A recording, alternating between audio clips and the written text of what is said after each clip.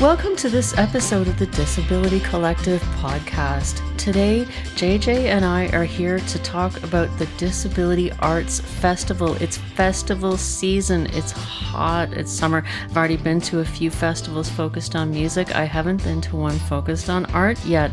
And this festival is going to take place at one of our favorite venues, the Wychwood Barns. And so what JJ and I are going to do is have two episodes. We're going to talk about the event itself, give some details, give some background, and the usual access information if you're planning to attend. And today we're also going to get to speak with Emily Maxwell, the artistic director and founder of the Disability Collective. We're going to get her take on the festival and all of the fun stuff we get to do there. Then, coming up in the next Arts Festival episode, we're going to do a virtual descriptive vendor tour where we list all of the vendors that will be at the Arts Festival this year and give a brief description of the art they'll have on sale. That episode will be released in a couple of days. Super useful, super interesting. It's like the most kind of detailed window shopping ever that I never get to do. So welcome JJ to the Summer Festival. Thank you, Christine. I'm really looking forward to this. This is like an expanded festival. I think this event has been done in the past as just a market. I mean, I say just a market. I mean, the market is still the core of this festival, but it's expanded. It's going to be all throughout the Wychwood Barns site. Lots of stuff going on the day. So this is going to be held on Sunday, August the 10th at 2025 between 11 a.m. and 5 p.m. as you said, at Wychwood Barns. This is near Christie and St. Clair West. And yeah, you get to shop for work created solely by disabled artists. There are going to be community building games and activities, live music from disabled musicians, and food and drinks from community vendors. So just the kind of perfect Sunday coming up early August, Sunday, August 10th. And this site is a really interesting place. It's not just your run-of-the-mill park, right? Can you, if someone didn't catch the holiday venue, or if you just need a refresher like me, can you give us a bit of an overview of the site itself? Yeah, Wychwood Barns is a really interesting space. So it's a community hub here in the Wychwood neighborhood, and it's called the Barns because the building is a repurposed streetcar repair barn, or it's like repair bays. And these repair bays were once owned and operated by the TTC, the Toronto Transit Commission. They were built between 1913 and 1921, and at its peak, the barns were capable of servicing 50 streetcars inside and then storing an additional 110 streetcars outside. Great big facility. And it's got a really fun and fascinating history. I think if you want to hear a quick telling of that history, go back and check out episodes 3 and 4 of this podcast. Those are the episodes that you've been talking about, Chris, where we introduced the 2024 holiday market. That was also at the Barns. So we do a debrief on the history there. So check those episodes out for a quick telling of the history. If you want a more thorough telling of the history, come to the Arts Festival on the 10th. I'm going to be doing a walking tour, and I'm going to go into more detail live in person on the day. The super short version of the story is that by the late 1980s, the streetcar network in Toronto had shrunk, so these repair barns up here on St. Clair West were no longer needed. That facility eventually got boarded up and was basically just left to crumble. So the city took over the site, and a lot of community activists put in some very hard work and time and energy, and by 2008, the site was brought back to life as an arts and culture community hub, Wychwood Barns, which now houses studios for dozens of artists. There are something like 9 different non-profit arts and environmental organizations that are housed there. There's a theater, there are commercial and community kitchens, there's a brick oven, there's this big open space right in the middle, kind of a hall, if you will, right in the middle of the complex, and that gets used for things like the Disability Holiday Market and the Disability Arts Festival. So outside of that main hall, there's There's a playground, there's a jog off leash park, there's green space, lots of wide footpaths. Those are used by the Stops Farmers Market on the weekends. And the site takes up a full residential block. It's a big site. Borders Christie Street to the west, Wychwood Ave to the east, Benson to the north, but this is about 2 blocks south of St. Clair West. So if you're someone who needs a street address, that's 601 Christie Street. And yeah, the Disability Arts Festival is going to fill most of the space indoors and outside. The Arts Market will be in the main building, like I said, right at the heart of the property. It's a long, relatively narrow building with double entrances at both the short ends at the east and west, right? It's a streetcar repair barn, so that long, narrow footprint makes sense for the main hall. The end walls are mostly glass, and there's a long skylight that goes overhead. So there's a lot of natural light that pours into the space. Outside the west entrance, there are some footpaths, some garden beds. There's a beach volleyball court. There's also a fenced-in dog park at the southwest corner of the property. And during the Arts Festival, the west end of the property will be home to the community vendors, the book nook, the food truck alley, and also the performer stage, which is going to have some shaded seating, very important. And also the collective's information table, which will be right outside the main doors to the west. To the north of the main hall, that's the main hall where the art market will be held. There's a long, narrow building housing private art studios. Those are part of the facility. All of these buildings are pressed side by side, so they form up one larger building. The housing and private art studios are part of the facility, but they're not part of the art festival.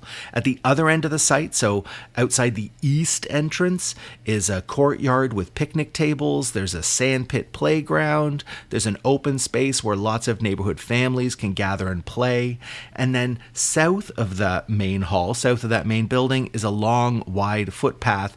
This was actually originally another repair barn, but the roof on that part of the building wasn't salvageable, so they turned it into an outdoor space with the old streetcar barn door frames at either end. So on that side of the building, there's a small courtyard where the outdoor ovens are.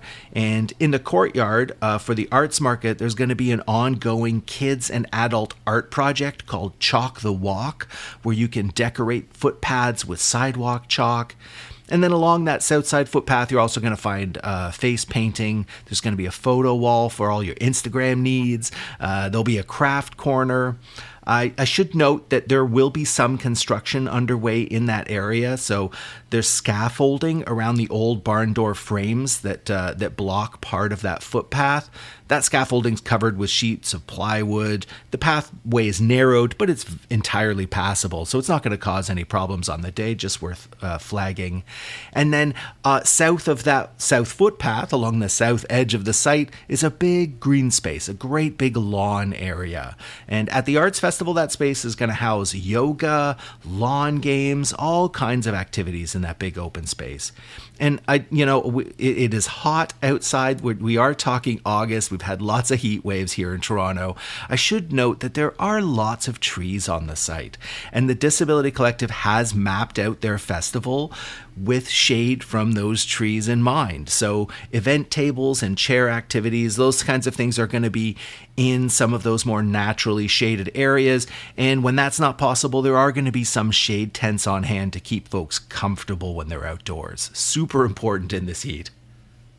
I just want to put in a little plug for the walking tour, because if you haven't been on one of JJ's walking tours and you're able to make it to the barns, it's worth the trip just for the walking tour. Not that the market and the festival isn't going to be great, but JJ takes us, the members of the blind and low vision community, on a guided walk. So there'll be sighted guides, no problem there.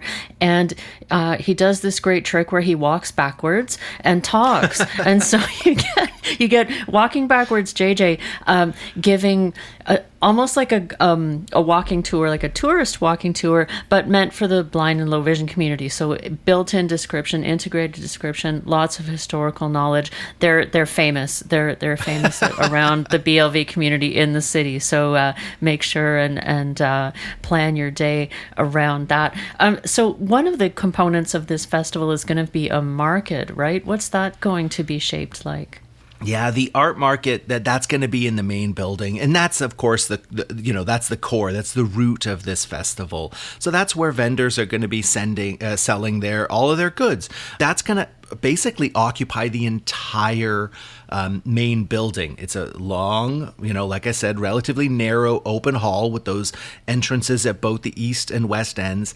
Great big open space with very high ceilings, and it still feels pretty industrial in there. So original brick and cement walls, but not like finished brick, because this was only ever intended to be a streetcar repair facility. So not a lot of polish in there. It's exposed original rough brick. There are steel beams overhead. The sides of that long space are lined with windows and doors that now lead to private art studios. Most of those private art studios are going to be kind of out of bounds, but right down the middle of that building is where all the vendors are. Both ends of the buildings will be opened, but it is recommended that you approach and enter for the first time from the west side, the Christie Street entrance. Like I said, that's where the Disability Collective's information table is going to be set up. So if you need assistance from any members of the collective, if you want any information about the festival, if you want to buy any of the collective's merch, because they got some very cool stuff, stickers and t-shirts and pins, all disability themed, you can pick them up from the collective there. And then you get inside, and it's vendor alley is what it's called. Two long rows of artist tables running along those side walls, each row with about 20 vendors. So the vendors will sit or stand behind their tables with their backs to the side walls, and they'll all be facing a wide central aisle that runs the length of the building. And yeah, tons of vendors, about 40 in total. So vendor alley will fill most of that main building. There's going to be a little bit of indoor seating at the east end of the space, a few tables and chairs for those who want to hang out indoors. But mostly when you're indoors, it's to shop, lots, and meet the artists. I mean, that's one of my favorite things. Not only do you get to make purchases, but you get to talk to the people who created these things. You get to ask about their process. You get to meet folks from the community. It's true. It's a lovely vibe. And this is, to me, one of the best parts about the Disability Collective is that there's this sort of intersectionality, and you get to meet people from your community that I didn't know, and oh my gosh, this person makes jewelry, and I can stay within my own community and find really groovy people doing really groovy things and support them financially, and just get to know people and see what's going on, because I find that in the blind community anyway, and I don't want to speak for any other communities, but we're a little, we stick together, and that's good, but when you have the opportunity to meet people from other elements of the disability community, super interesting, engaging, really broadening. Shopping can be an overwhelming experience. What other facilities are there inside for chilling out and taking care of yourself? Yeah, bathrooms and quiet spaces, right? Those are good to know. So if you're looking for the quiet room, if you just want to chill out for a few minutes, you need a bit of more private, quiet space. There is a quiet room that's available. It's in that main hall, so halfway down vendor alley. There's a doorway on the north wall. That's the place to go into a very small kind of quiet spaces, some chairs. I think might even be a couch in there, just a little break area. You'll find some fidget toys in there, some sensory toys. So you can always ask for the quiet space. Anyone from the Disability Collective, any of the volunteers can help get you there. But like I say, middle of vendor alley on the north wall. To find the washrooms, it's the middle of vendor alley on the south wall. Again, halfway down that main hall space, there's a big wide open doorway that kind of leads into a foyer-like corridor. What you want to be aware of when you're entering that corridor is that there's an industrial staircase in the middle of that space that is leading up towards you. So it's a little bit easy to accidentally slip under it and bonk your head on the underside of the steel stair treads. We'll be putting out some pylons or some blocks so that white canes will be made aware of that staircase. But your best bet is when you go into that space, hug the left wall. You'll stay to the left of the staircase. Along that left wall, you'll find a fire extinguisher box, some water fountains hanging off of the wall. And then just after the water fountains, you've got two choices. You can keep going straight ahead and you'll come to an exit that'll take you out of the building into that Chalk the Walk courtyard, or you can just turn left after the water fountain, and there you'll find a short hallway that leads to the men's washroom. That's your first door on the left. The women's washroom straight ahead, then to the left. We thought we'd get behind some of the motivations and organizational issues about this arts festival. And to do that, we had a conversation with Emily Maxwell, who is the artistic director and founder of the Disability Collective. And so we had some questions for her about the collective and what their goals are in doing these festivals, because they're so beautiful. So let's have a listen to our conversation with Emily. Emily, I'm curious because we did a few episodes on the holiday market, which was the indoor experience at the Wychwood Barns, and this feels like it's sort of seasonal mirror opposite. So, in what ways is this similar and different from the winter market, and what makes this a festival? It's very similar to the winter market in the heart of the event, in the heart of what the intentions are behind the event. And it's interesting. So this year is actually our first year doing it as a festival. We've previously run it as the Disability Artisan Market, where the focus has really been on the vendors, which is still the main focus of the festival. But every year we've been slowly adding more and more things to this event. So this year we have food trucks, and we have performers, and we have lawn games, community activities, communal art installation. There are sort of a lot of additional things that are going on. And I eventually just said, the market is still a huge piece of the puzzle, of course, and really is the heart of what the event is, but it's so much bigger than the market, and I want that to be clear when people are coming out, that they understand the intentions behind the event, they understand what kinds of activities are going to be taking place. So as we were moving forward with the event this year and figuring out how we wanted to run things, and we knew we were going to be changing locations because we wanted to make things bigger and better, we decided to really dig into the idea of a festival. And so there are also just many things happening at the same time. There's a lot of overlap. To really just, and a lot of different spaces that are being used throughout the site to really just make it feel like there's always something happening somewhere, which I think fits in really well with the idea behind a festival spirit. Yeah, and the Barns is great for that. There's lots of space, both inside and outside. Obviously, with the you guys do the holiday market there. Christine and I are in the neighborhood. We're big fans of the Barns. What makes Wychwood such a good fit for disability collective events? Is it that space, like that indoor space, the outdoor space? Like what works so well for you guys there? Wychwood Barns has been really great for us because it not only provides a lot of different spaces that we can use for all of our activations, but also meets our access needs. And that is a huge piece of the puzzle when we're looking for event space. So we need to consider accessibility for all the attendees, but also all of the artists and our team members and everyone that we work with. And so something that was really important to us is that we wanted to be able to provide all of the tables and chairs for the vendors in our market. For example, we learned that a lot of arts markets ask vendors to provide their own tables and chairs, even their own tents if they're outside, which is just not accessible for a lot of folks who are coming to our markets. And so we knew we wanted to provide all of those materials ourselves, and Wychwood actually provides those for us and also does all the setup for us, which is incredibly helpful for us and our team and our staff, and just makes things a lot simpler for us day of.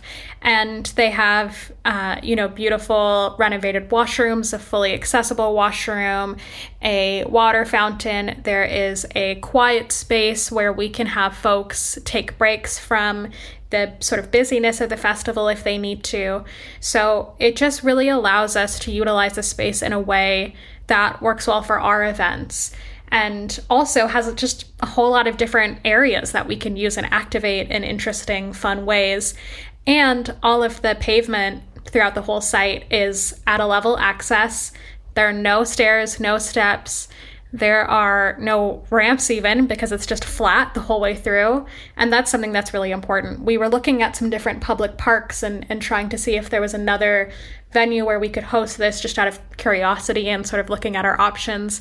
And everything we were coming across had some sort of barrier, some sort of challenge, even if it was just, large cracks on the sidewalks that hadn't been repaired yet. But for a lot of folks, that would cause a barrier. So, so the venue is incredibly important to us, and we're really glad that Art Hubs has let us use the space for, this is now the 4th year in a row that we're using it. So it's working well for us. It's working really well for the community. And we really love that area too. It's just a lovely area to be in. At the holiday market, there was all of the vendors, which I did my shopping also, and there was also musical performances, which I really enjoyed. And so JJ is in the next episode is going to be giving a really detailed rundown of the vendors, and I'm curious about the process for finding the entertainment and who can we look forward to hearing, and how did you find them? Did they audition? What was the process around the entertainment? It's a bit of a mixture of asking folks to submit and putting out a call for submissions, and also reaching out to folks that we have had before and who we know and love and want to support and give more opportunities to. And also, now that our organization and our events are a bit more established, we just often get emails from folks saying, hey, I'm a musician or I'm a performer and I would be really interested in playing or performing at your next event. And we always sort of keep those folks, keep those names written down somewhere so that we can come back to them and say, okay, great, we have an opportunity for you. So with this one, we have a wide variety of performers. We're going to have some musicians, of course. We have 3 really talented musicians who are going to be playing different sets. 1 guitarist, 1 singer-songwriter, 1 cello player. And then we will also have a drag story time, which I'm very excited about. We're going to have a circus troupe. It's a group of young disabled circus performers who are coming out and doing a couple of routines, and then sort of getting the crowd involved in their tricks. We have a dance group that's coming and sort of teaching folks different styles of dance, and it's accessible dance classes. And we have, I'm very excited about this one. We have a signing Batman and Catwoman coming out to wander. I know. They're going to wander the site. They're going to take folks with the kids. There's going to be a little meet and greet with them. And we had at the holiday one, we had a signing Elsa, which was great. I remember. It's a bit warm these days for Elsa to come out. I think she prefers the colder temperatures. So we had to find a summer version, and luckily we were able to reach out to someone who was able to get a hold of Batman and Catwoman. So we're excited to have them wandering around. And it's one of those things where the way that I work is I meet people who are telling me that they're doing something interesting, and I go, great, how can I somehow make that a part of what I'm doing too? Like, how can I include you in this? And that's really the way that we program a lot of our work, is through meeting people and saying, I really want to find a way to support you. How can I include that in our programming? That's just amazing. I love the fact that you guys have been at this a while now. You've got such a community contact list. A Rolodex is probably overflowing, like with all of these community members. And I love that you're at the point where folks are calling you guys and saying, hey, can I do this next event? Here's my skill set. Here's my art. That's amazing. I'd love to talk a bit. This is something you and I have talked about, Emily, kind of, off mic, but the idea of this festival and the collective itself being a hub for the disability community as a whole, right? A place where deaf artisans, blind customers, performers with mobility disabilities can all be in the same place at the same time. So often access needs are provided in an art situation to one group or another. You're getting everyone in the community together at these events, at this festival. That's amazing. That's just, I love that so much. It's incredibly meaningful to me. And it's interesting because I was just noticing a pattern in so many conversations I was having with folks with various disabilities from different disability communities, and how similar sort of our experiences were with ableism we were experiencing in the arts specifically. And I really wasn't understanding why there was this attitude of, well, we're going to make things accessible for one group, or we're going to, do one access need, or we're going to separate out access needs, because there are also a lot of folks who have intersectional disabilities and need more than one access need met at a time. And I just was really not understanding why that was. And I think it's how I sort of frame a lot of my work, is I go, I don't get why this is this way, and I don't like it, so I'm not going to do it that way. And we had a really beautiful experience at the end of last year. We did a production of Rocky Horror, as you both know, and one of the most beautiful observations that I had with that show was how we were really able to bring together the deaf and blind community in an event that I think a lot of people would have put a label on as, this is an event that's just for the deaf community, because it was primarily, the whole show was performed in ASL. And I understand that inclination, but I also sort of challenged it and said, well, why, if there are people who are interested in coming, who are from the blind and low vision community, why wouldn't we try? Why wouldn't we just try it? Let's try it out. Let's experiment. Let's offer some free tickets and give folks a good time and just see what we can do. And if it works, it works. And if it doesn't, it's a conversation that we need to have to figure out how we can make it work. And I think that's just the attitude we try to have, is we're going to try all of it. We know it's not going to be 100% perfect all the time. 100% accessibility for everyone is impossible. But there is some way for everyone in the community to get involved in the work that we're doing and the events that we run. And so it's just really about trying to find these ways to make things not only accessible, but inviting to everyone. We want everyone to feel welcomed, and that it's intentional, that we are wanting them to come and participate, and also that the feedback is always welcome, that we always want to learn more from people. We are always actively trying to do more research and learn more and talk to more community members. And our events are always growing and changing. We're never going to do the same event exactly twice, because we learn so much from everything that we're doing. And I think that that's just really important. But I think, community care and bringing community together, and knowing that, fighting for accessibility in the arts is a communal battle, that we are we're so much stronger when we can all take it on together and support each other. And, I'm not a member of the deaf community, and I'm still always going to fight for ASL in every project I work on. I'm not part of the blind community. I'm still going to fight for audio description.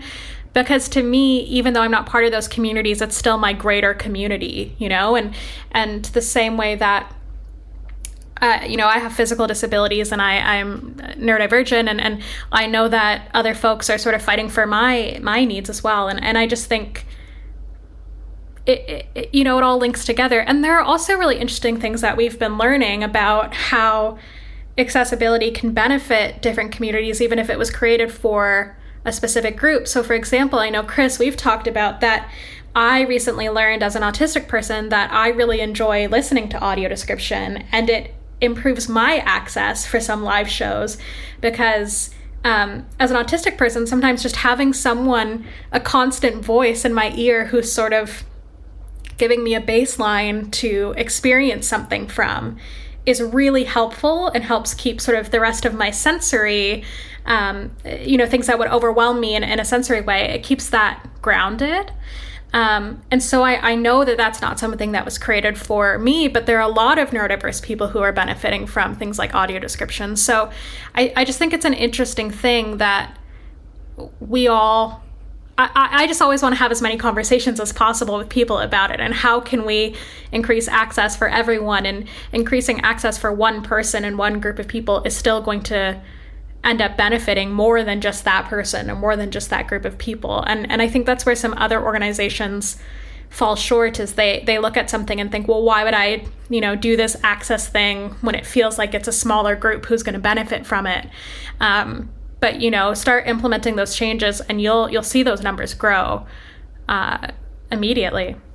I want to say one of the nicest memories from the holiday market was the interactions I had with deaf people. They were vendors selling shirts, and it wasn't like it spent the whole afternoon there, but it was a really intense, memorable few minutes for me, because there was a whole culture etiquette negotiation to have as to how I, as a blind person, can communicate with the deaf person through the interpreter. The interpreter is the voice I'm hearing, so my head naturally turns to them. How do I know when they're finished speaking? How did they know when I'm finished speaking? There was all this beautiful, subtle conversational etiquette to negotiate. And of course, we ended up talking about sign singing, which, I'm really preoccupied by still. But the takeaway for me was like, where else does this happen? Where else would this actually happen in real time? And I also was thinking about the vendors, and I've had very few experiences, thank God, a blessed few experiences as a vendor at a market, and I really was not my cup of tea. But it was partly because the atmosphere was not created for someone with a disability. So it seems to me as though there must be a very family feeling after years of doing these markets, where the vendors are so appreciative to have a market like this where they can sort of sail in and have an expectation that what we need as a community is going to be provided, and that just the things you said, like setting up tables, setting up tents, to an able-bodied vendor, that's really basic, but that could be a total game killer for someone. So I really want to just like give a minute to bask in that family vibe that you must have created by making this space the way you have done over the last few years. Absolutely. And we've learned so much, as I said, over the last few years of doing this event, and hearing a lot of our vendors have participated in some other markets, but a lot also have said that they can't participate in any other markets because of the lack of access available to them. For example, Chris, you were just mentioning our deaf vendors, and every deaf vendor that we have is provided with an interpreter. And that's on us. We pay for that. We arrange it. We make sure that they have someone that they know and are comfortable with, and that they've worked with. A lot of markets won't do that. And I've heard sort of horror stories of deaf vendors trying to, sell their products at a market and having a really tough time, or they have their friends or family members who are hearing come and try to support, but it just makes it difficult, and they don't get to have that direct customer interaction that they might want. Similarly, with our blind and low vision vendors, we're able to provide sighted guides for folks. We also have sighted guides and interpreters available for attendees. So they're at the front of the festival, and they're wandering around, and folks can just grab someone and say, can you accompany me for an hour and take me around the site and describe to me or interpret for me as I'm going around. With the idea that we want folks to have that sort of autonomy to come and go as they want to, and to just experience it in whatever way works best for them.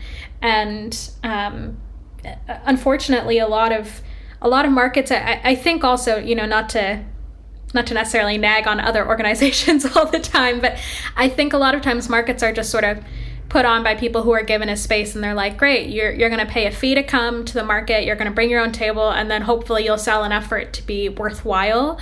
And I understand that, but when we started putting the plans together for ours, that wasn't the intention. And the intention was to create an environment where community could just come together and celebrate. So we, another barrier that we've tried to eliminate is we don't charge any of our vendors for tables. It's completely free for them to come.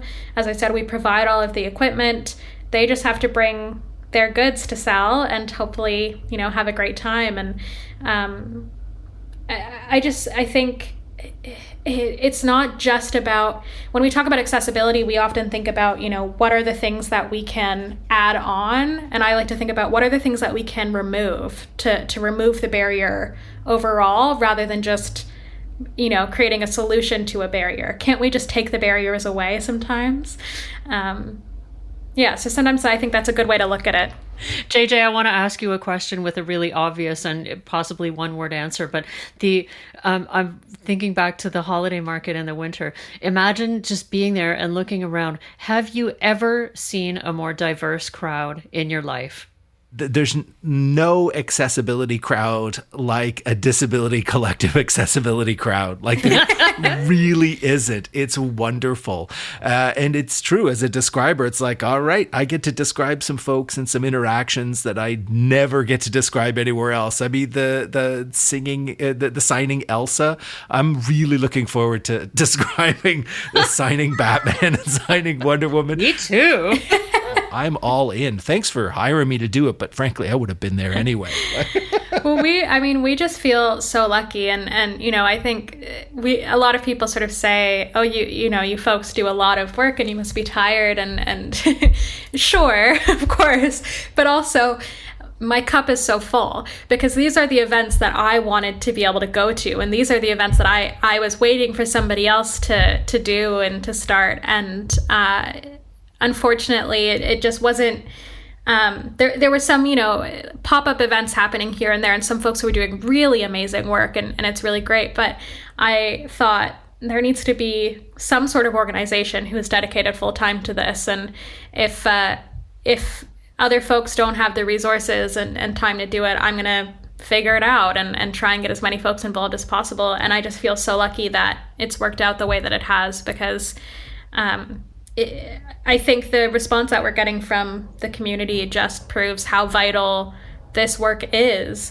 And as you said, JJ, it's also really lovely inviting, non-disabled community in to experience accessible events and learn from that. And one of my favorite things that I experienced at the last market was watching little kids who some were deaf and some weren't deaf, all interacting with the signing Elsa and learning about sign language and about deaf culture. And I think that those moments are just as valuable to me, because if we're teaching kids about access from an early age, imagine what kind of world we're going to live in when they're running things and they're thinking about these things early on and they've learned about them since childhood, and have just grown up having all of this integrated in their lives.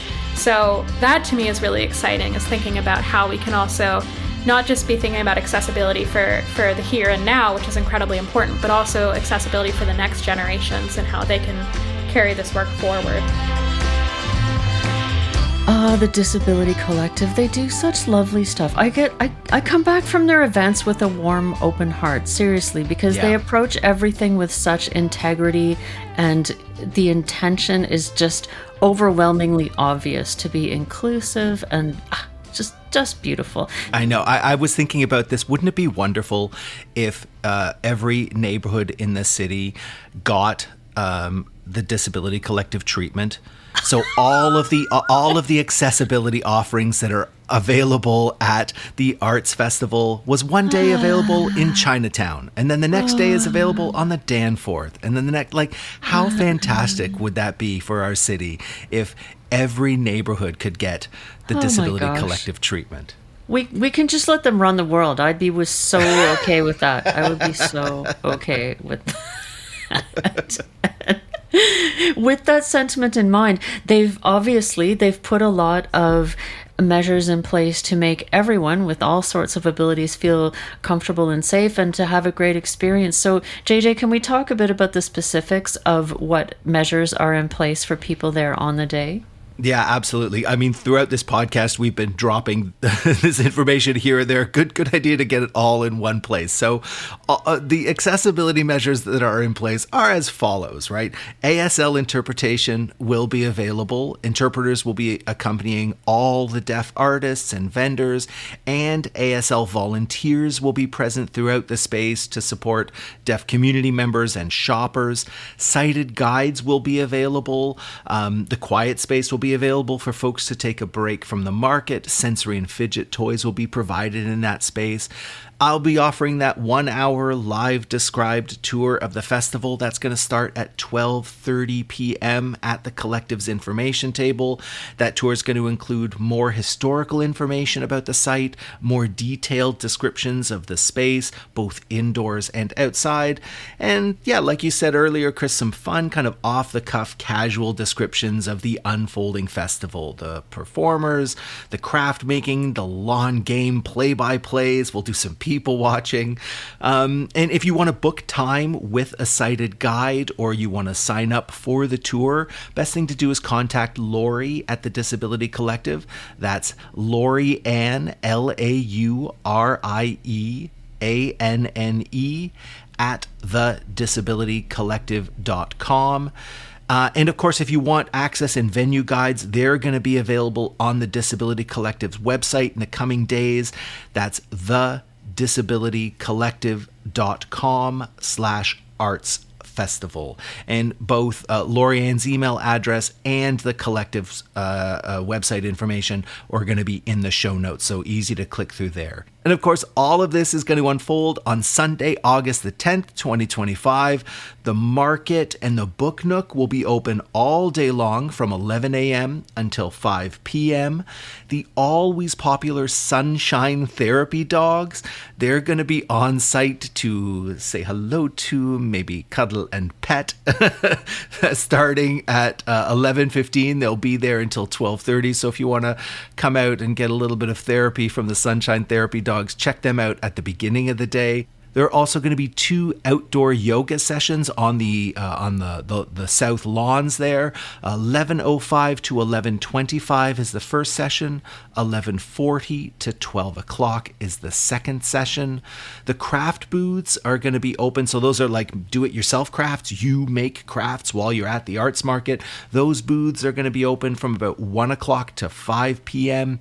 And there will be performers on stage from 12:30 all the way through to 5 o'clock. So they're just going to be turning over one set after another, performers on stage, performers from the community. If you're a transit user, the Wheel-Trans address is 601 Christie Street. You take the 126 Christie bus, which stops right near the main footpath on the west side of the site, or you can take the 512 St. Clair streetcar. You get off at Christie and make your way south to the main footpath on the west side of the site. From Christie Street, it's about 2 blocks, just about 300 meters. Really hope everyone can make it because it's going to be a great day. You're going to be there, Chris. I'm going to be there.